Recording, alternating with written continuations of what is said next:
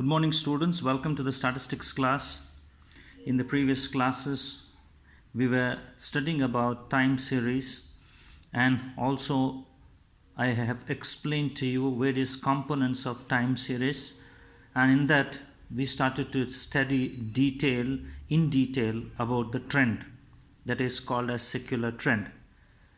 So, what is a trend? Trend is a overall change or a long-term change taking place in a time series, either upward or downward or a steady. For a long period of time, the variation goes on, so that variation is called as a trend. So the main objective of this chapter is when a time series data is given to us, we need to only identify the trend in the data and also predict for the future. So how to measure a trend or how to identify a trend, how to predict.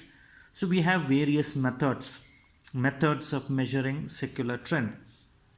The various methods which are there displayed on the screen right now.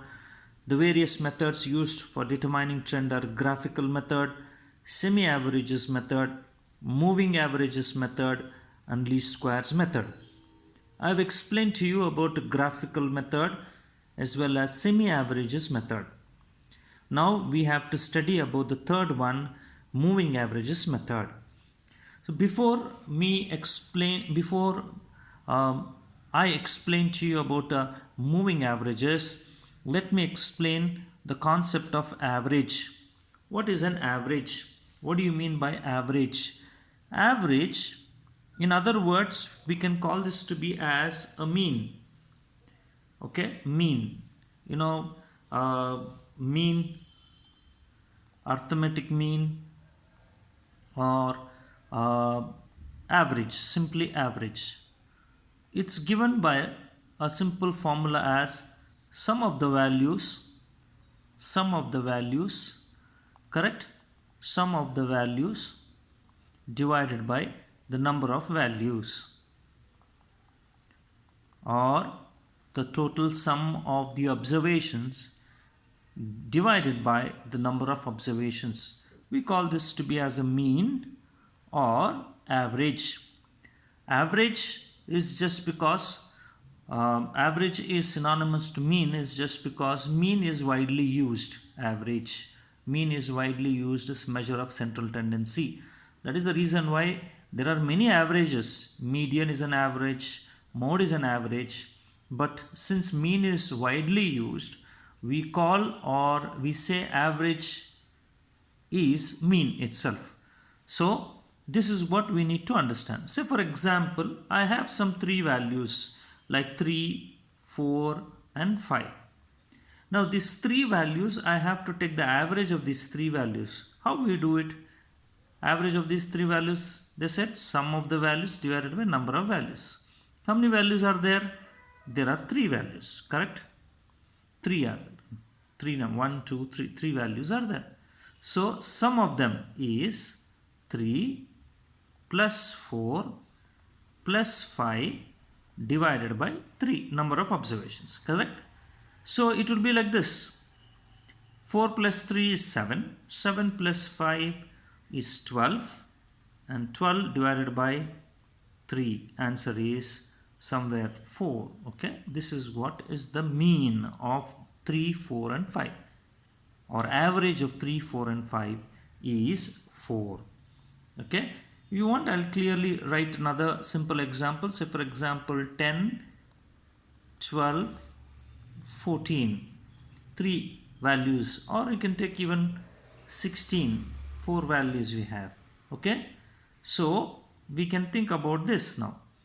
Sum of the values, that is 10 plus 12 plus 14 plus 16 divided by 4, number of observations are 4.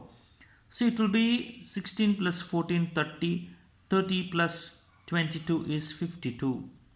52 divided by 4, answer is 13. 13 is the average of these 4 values. Is that right? So this is how we do, students. Average means this is This is the concept of average. Average means sum of the values divided by number of values. We also call this to be as mean. Is it right? You have understood now? Right. Now, based on these averages itself, we need to find out trend, and that's what we call it as moving averages method. So what is that moving averages method? Let's see in detail, okay, how it is explained to us. Let's see it in detail. So moving averages, it's a simple definition, or what we also call it as very easiest method for any student to understand, and easy to solve also, because every student can get easily 5 marks while solving this problem. Okay, so understand the theory, students, first, and then later we'll solve some problems. Clear? Right. Moving averages. The method of moving averages is also based on arithmetic mean. I have explained to you what is now arithmetic mean. Is it right? The method of moving averages is also based on arithmetic mean. In this method, depending upon the specified period,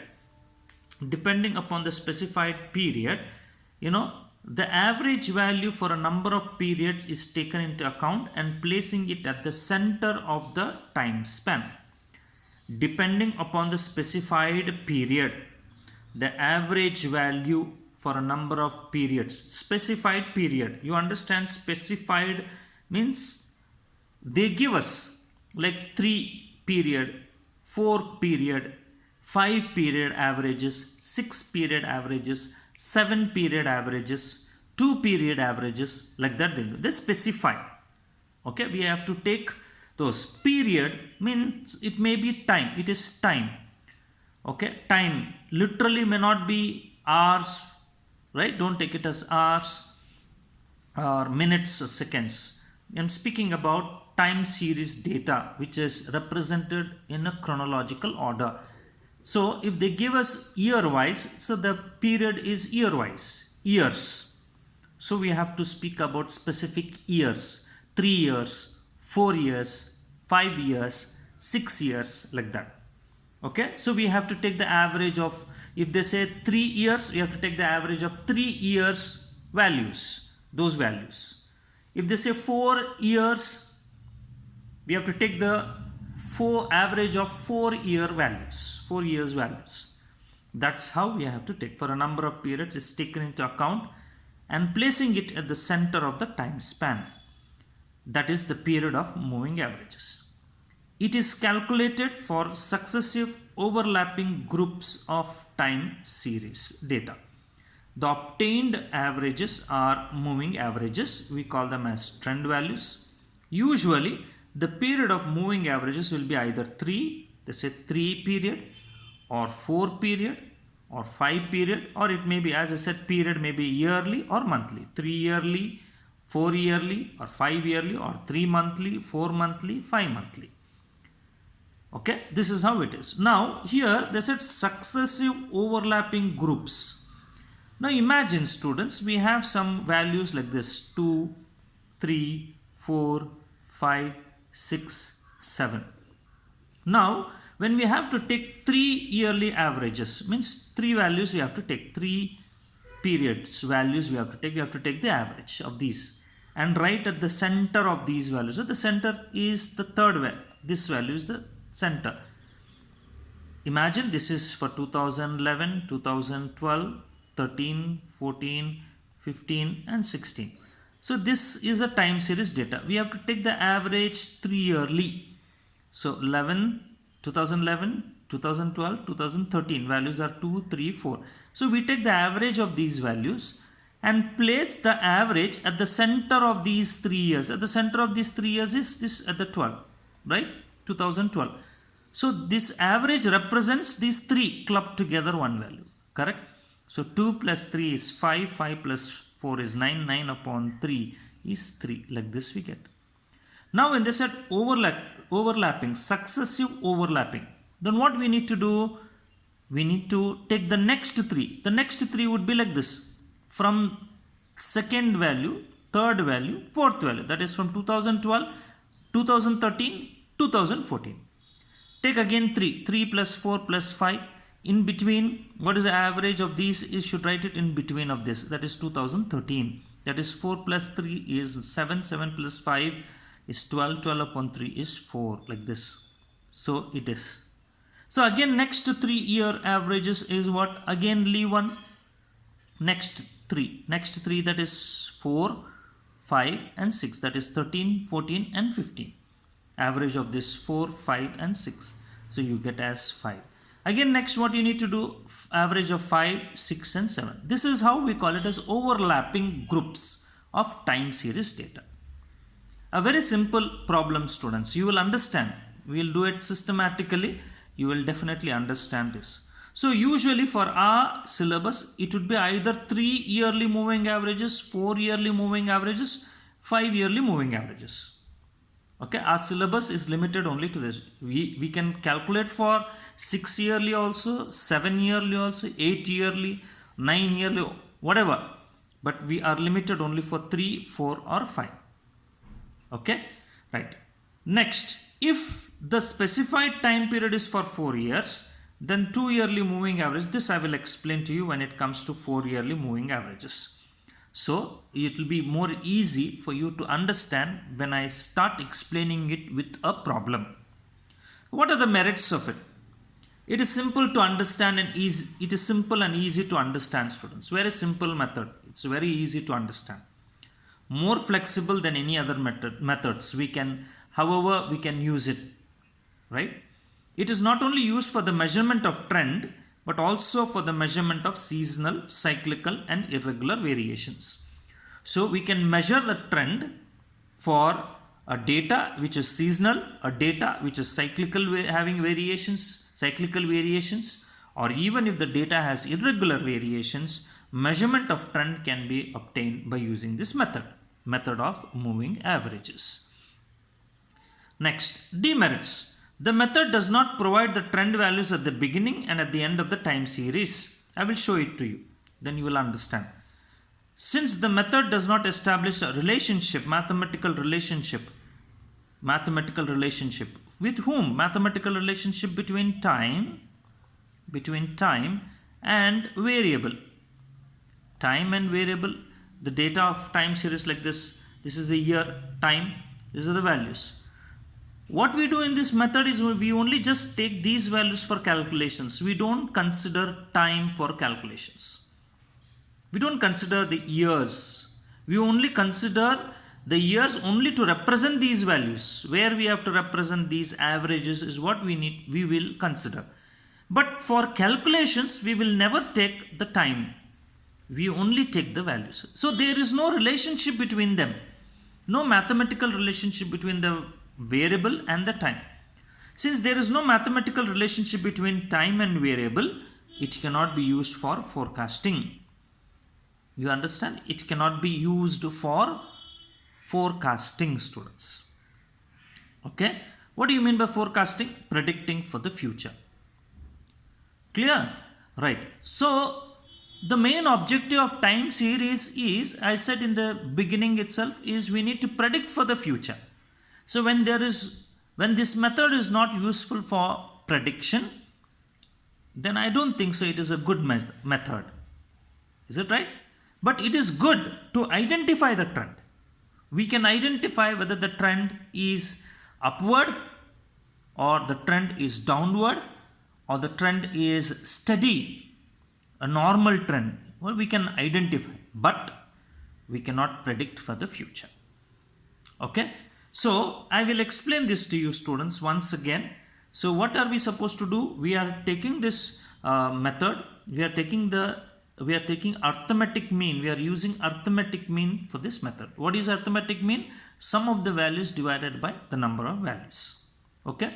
So whatever is been mentioned for us to take the averages for a particular period, like 3 yearly, 4 yearly, 5 yearly. Based on that, we have to take those values and take the average.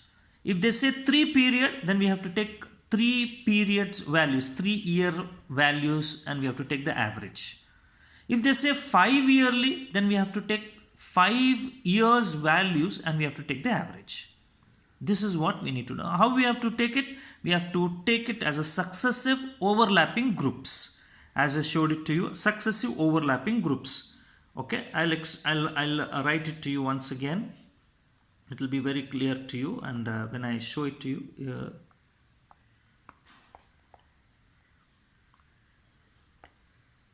okay, I'll write it here. See,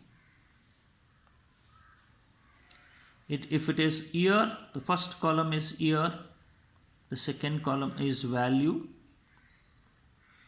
It begins with data as 2011, 2012. Okay, take it here. Okay, year, value, 2011, 2012, 13, 14, 15, 16. I have values like 2, 3, 5, 7, 9, 10. So first, if at all they ask for 3 yearly averages, then we have to take the first 3 years, 2011, 12 and 13. That is 2, 3, 5, average of this 2, 3, 5, and place the average at the centermost time point. That centermost time point of these 3 years is 12. We place it here. Okay. The next overlapping series, overlapping 3 years. Overlapping 3 years is leave the first observation, the next 3 observations. That is from 3, 4, 5, 3, 5, 7. These 3 observations. Okay. Then take the average of these 3 and place it at the center of these 3 time points. That is at 13. You place it here. And the next one, the next 3 overlapping, it begins from 13, 14, 15. That is 5, 7 and 9. Average of 5, 7, 9. So 13, 14, 15, centermost time point is 14. So average of 5, 7, 9 is written at this 14 time point. Right. The next is what is from 14, 15, 16. These 3, that is 7, 9, 10. 7, 9, 10. Average of this 3. And we write it at the center of these 3 time points, that is 15. We write it here. This is what we call them to be as overlapping series. Overlapping, successive overlapping series or group of time series. This is how we identify the average. We calculate average and identify the trend. I hope you have understood it, and I will explain to you with the formula in the next class.